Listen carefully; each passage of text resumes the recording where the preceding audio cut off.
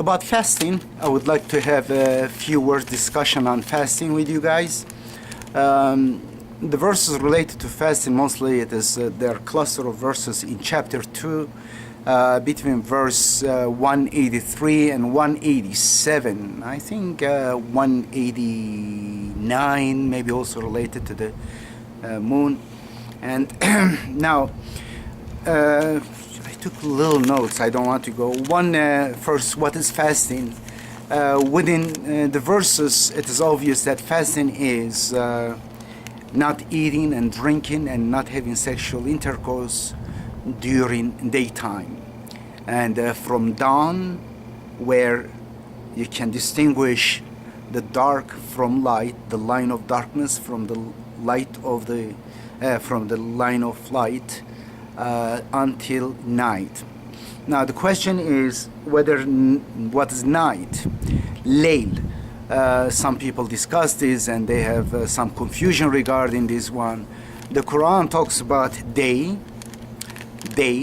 and also daylight and night.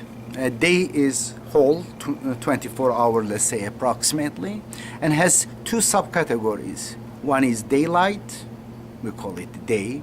There's confusion in English, the same word for two different things, and night. Either it is night, if it's not night, it is day. Basically, they complement each other. If one day, full day is 360 degrees, daylight would be, let's say, 150 degrees, night would be 210 degrees. Or let's say one is during equinox time, one is 180, the other will be 180. Basically, the total, both of them would add up 360 degrees. Therefore, either it is day or night. If it is day, it is not night. If it is night, it is not night, it is day. And it is like tautology. But each have also subcategories. Night have degrees, evening, and then dark of the night, midnight, something like that. Daytime, daylight, you can say early morning or noon or afternoon. These are basically different subcategories of these two categories. And the Quran says until night, and night starts from sunset and goes until basically sunrise, where the Quran explains the darkness separates from the whiteness of the light when the sun rises down.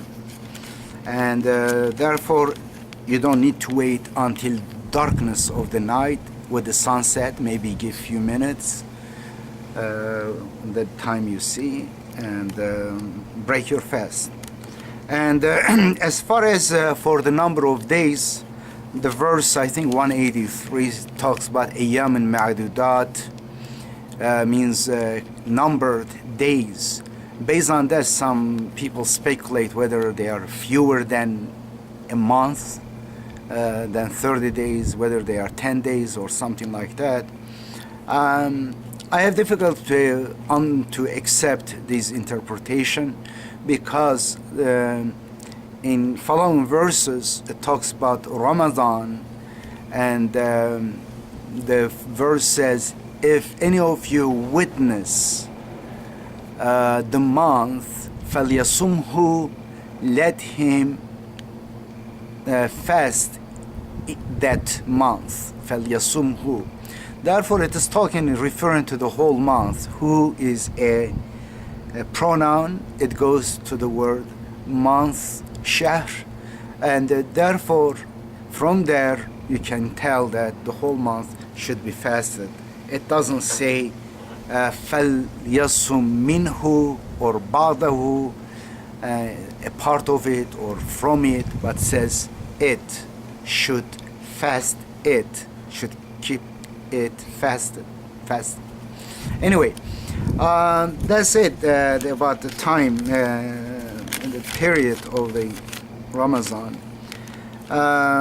Other is some people, especially, I don't know whether in this country, but atheists challenge the Quran. They say, well, it is written by human because the author of the Quran could not anticipate that there could be longer and long longer days and shorter nights, or the other way around. And therefore, this verse defines the time of the fasting with the sunset and sunrise.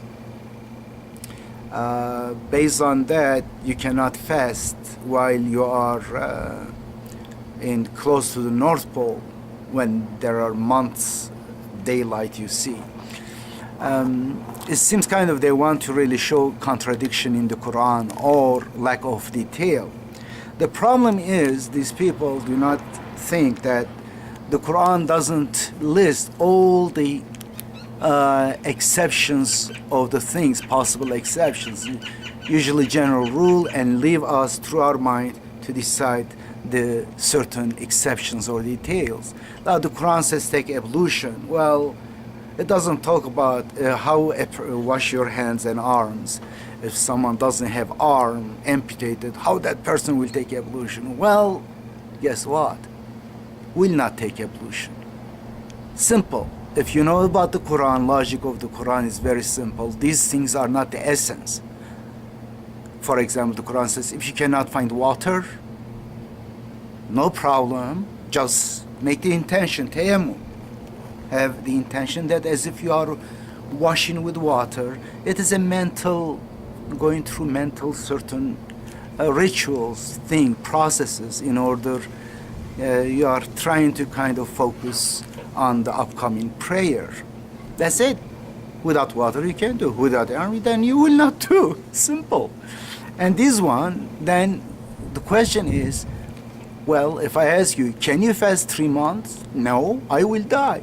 Oh, you don't need to die. Will you get sick? Of course. More than 1 day, 2 days, it will be very difficult. Well, it is very difficult. Will you get sick? Well, the Quran already addresses this issue. Says, if you are sick or traveler, then another day, you can fast another day. Or, if you can afford it, feed the needy, people who are in need. Masakin means those who stay at home, those who are either handicapped or jobless. They need some help, go help them, feed them food and give them some charity. That's it. That means the Quran knows already if you are sick. Of course you cannot fast. Not only sick, you may even die. But the Quran says, simple. In fact, the following verse says, God doesn't want to make difficult for you, wants to make easy for you. Simple. But what is easy, what is difficult? God lets you decide on that one. There is no definition of that. You are the decider. You don't do it as a chore. You do it as good for you. It builds character. You learn how to make decision and go along with that decision. It gives you a chance to break your habits, eating habits. You go eat, drink without any calculation, without any control. Then it gives you a chance to control your habits of eating and drinking from morning until evening. It resets and retunes your body and gives you a chance after Ramadan to control your habits better. At least you got into the discipline. And also appreciate the blessings that you may not have appreciated while eating all the time without any deprivation. Many, many benefits of it. Therefore, you are not doing as a chore, and you are not doing even for God. You are doing for God advise you, it is good for you. You are doing for yourself, in fact. God doesn't need your fasting. God doesn't benefit anything. God doesn't need.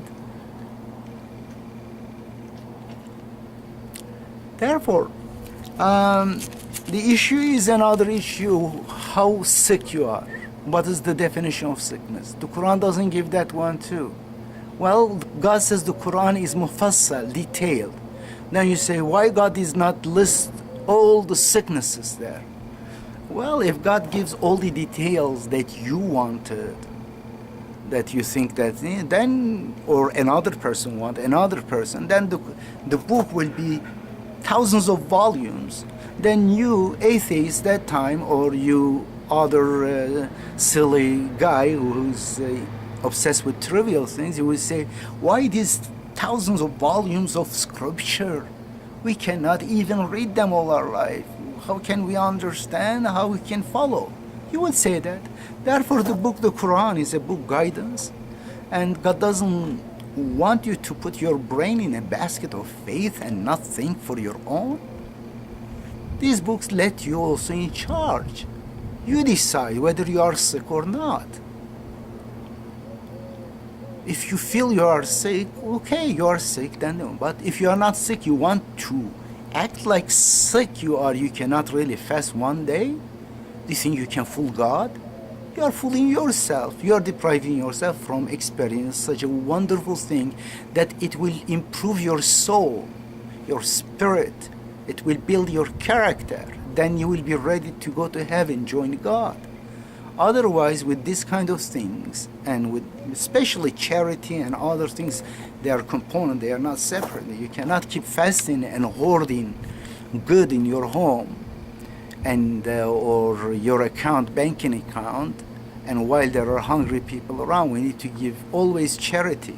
In fact, you need to work for a just society, that there will not be a single person who is hungry and homeless and sick in a society where we have skyscraper, we have billions of dollars to spend for destruction, for weapons, we waste so much food and things in restaurants and in hospitals, so many places. Therefore, it is a sick society, it is an ethical society that allows some member of the society go hungry.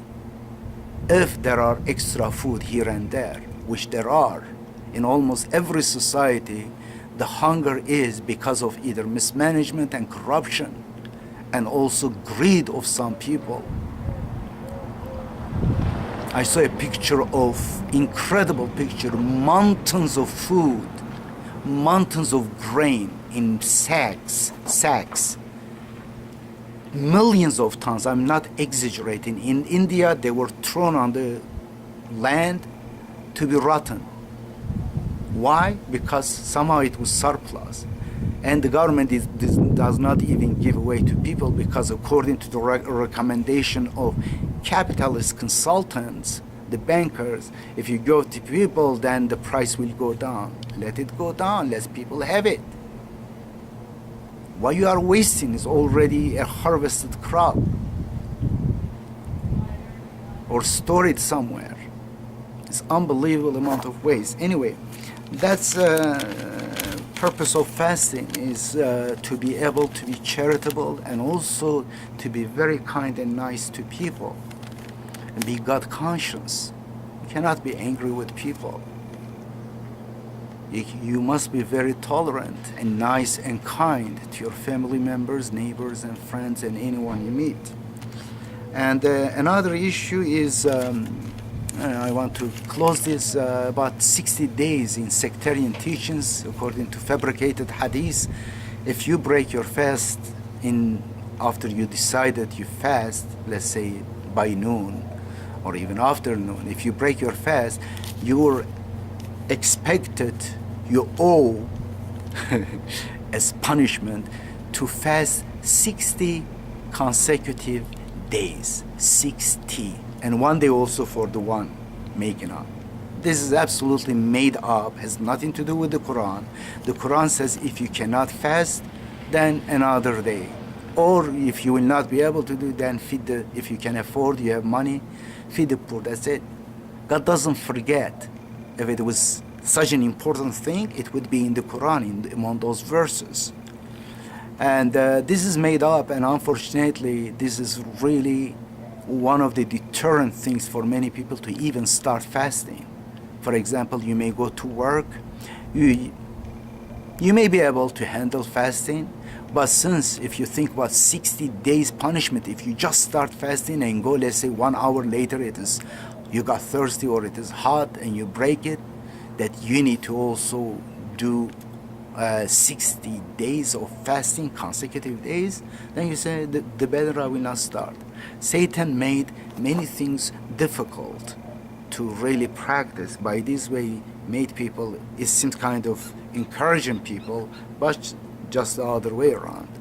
For example, in Ramadan in Turkey, people go to the mosque after breaking their fast. They pray 20 extra units after the one is already exaggerated 13 units. 4 for night prayer they pray. Before that 4 units and 4 night prayer. And then 2 and plus 3 more, total 13 units of prayer by itself is long. And in addition, in Ramadan they add 20 more. In fact, some imams, means those who just make money by just leading prayer, praying with people, leading the prayer, they make money for what? For nothing. Their production is zero, contribution to society is zero, in fact negative contribution. They tell all kinds of stupid stories, they distort people's mind, they put a lot of viruses in their brain, all backward stories. And these people, in order to show off, some of them, they recite chapters in the Quran, the whole, basically, by the end of the Ramadan, they plan to finish the whole Quran. Since it is about 600 pages, if in every unit they recite about 2 pages is long. Imagine 20 units, 40 pages of Quran they recite. It's basically torture. It's just bowing down, exercise, no mental concentration, no thinking about their relationship with God or what they are doing the following day in their work, in their stuff. They continue their, unfortunately, crimes and sins after this so-called mass exercise or prayer. Anyway, another issue I want to share with you, kafaret. There is no such a thing, means 60 days. Once I remember when I was young, I was an activist in 1979 summer. We were organizing a rally and big demonstration in one of the towns in Turkey, Muş, small town, and it was far from Istanbul. I went there, and then a few days before, I was organizing, preparing slogans and graffitis, pamphlets, and organizing the activists for to have the security or the speakers and all those things. And I was fasting. The night before I had very little sleep and I got very thirsty. It was very hot, and we were also shouting slogans, and we start moving up. It's upward, slanted, what's called, I forgot the name of it. Anyway, it was about 3-4 miles. I was so thirsty I couldn't handle. Always I was thinking about 60 days punishment. I almost killed myself, goodness sake. Many people get kidney disease because of that, kidney stones. I drank. It was first time I broke my fast while I was Sunni. And then, sure, I couldn't really find time and energy to have 60 consecutive days. And I felt always as if I am owing something to God. And while I was in prison, I was able to take advantage of prison time. 60 consecutive days I fasted that time. Anyway, fasting is a beautiful thing. I thank God for this opportunity that allows me to stop, interrupt my habits and be able to know what I am doing or what I should do. And hopefully after Ramadan, by the end of the Ramadan, I will be losing some weight, and I will try to keep that way, inshallah. Interestingly, in many countries, in so-called Muslim countries, people eat more in Ramadan than they eat in other times. Unbelievable. Instead of losing weight, they are gaining weight. From evening until morning, they eat and eat and eat. It is just sickening. Unbelievable. Just defies the whole purpose of fasting. Anyway, see you inshallah next time. Peace.